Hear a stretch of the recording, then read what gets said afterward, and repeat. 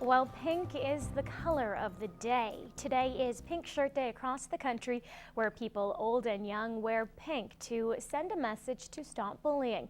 As Kelsey Bloxham finds out, Bishop Lloyd Middle School students came together to stand up for the cause. The festivities wrapped up a month-long pledge by the school to focus on respect for one another. We're finding even among your peer groups, your friends, that sometimes things get said and you say, I'm just kidding, I'm just joking. We want people to know that, even though you do have a peer group and you're close with friends, it's not always okay to be mean to those that you're closest to. Students were encouraged to sign their name on what court hopes will be a permanent fixture at the school. Well, we just want people to take a stand and not be a part of it. I mean, at the very least, don't encourage it. If you see it happening, tell somebody about it. Handmade posters lined the walls, and it didn't take long for the pink lemonade to run out. And while some bought their rosy-colored shirts, others opted to make their own. I took a Sharpie marker and I wrote a bunch of anti-bullying inspirational messages on it that everybody should follow. Now in grade 8, she feels strongly about the issue, having been bullied in elementary school. We should all know that we need to be there for each other and respect each other and not be bullying each other. And we need to feel safe and secure when we're here. While many would agree Pink Shirt Day should be every day, the problem still continues. What it'll take to stop bullying is for everybody to just start to respect each other and to realize that nobody's better than anybody else. Until bullying is a thing of the past, the movement will serve as a reminder for everyone to keep the momentum alive year-round. Kelsey Bloxham, Newcap News. Meantime, St. Joseph's Elementary also hopped on board with Pink Shirt Day. Mike Baden explains how the school combined two of their favorite traditions for a fun-filled family afternoon.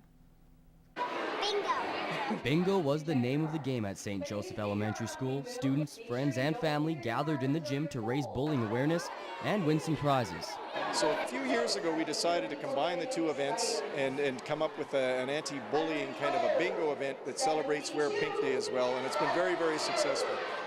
Everyone tried to dress up in as much pink clothing as possible to show their support.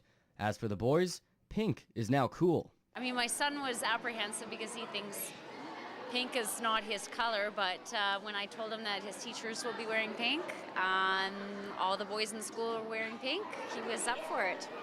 So he really played the part with his sister's clothes. Well, I think that whole stigma of wearing pink with boys, fortunately that's gone. I think that's long gone.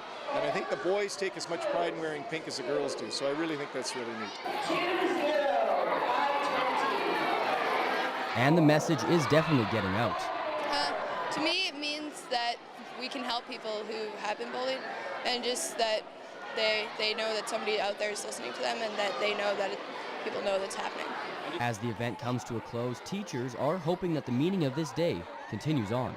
Just hopefully that this is something that sticks with the kids and they understand that anti-bullying is wrong and treating people with respect is what we should be doing all year long.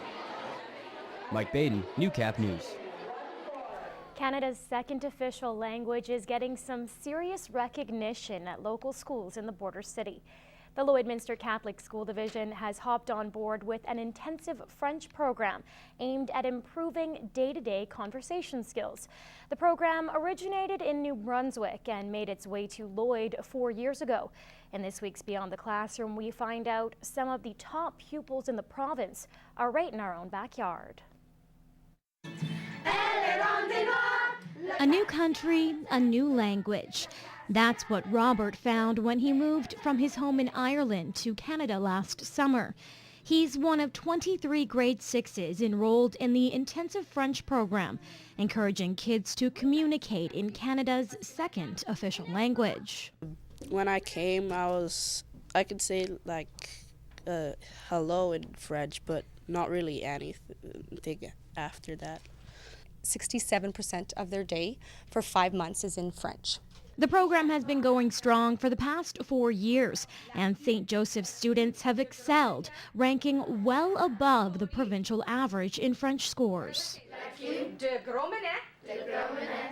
To have the opportunity to learn another language is just, it opens a lot of doors and it helps the students grow. Learning almost completely in French was a bit nerve-wracking for some. At the beginning I was, because I was scared that I wasn't going to understand French, but now I'm fine.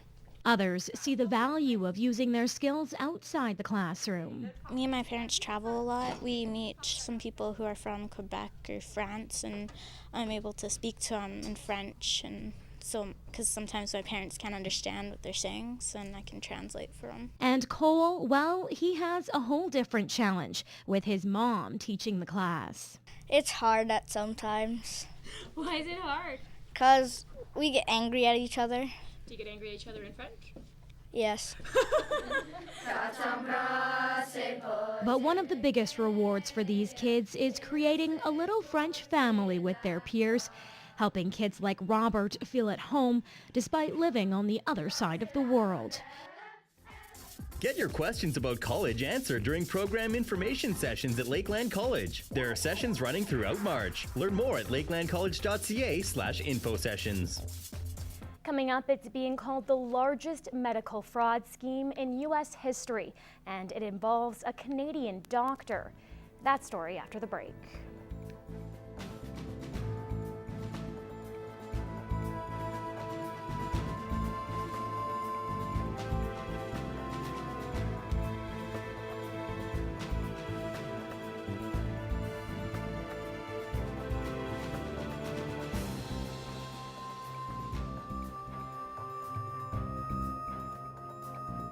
Stocks and oil prices brought to you by Spectrum Restoration. When disaster strikes, don't wait. Call the professionals at Spectrum Restoration, a certified member of the Canadian Disaster Restoration Group.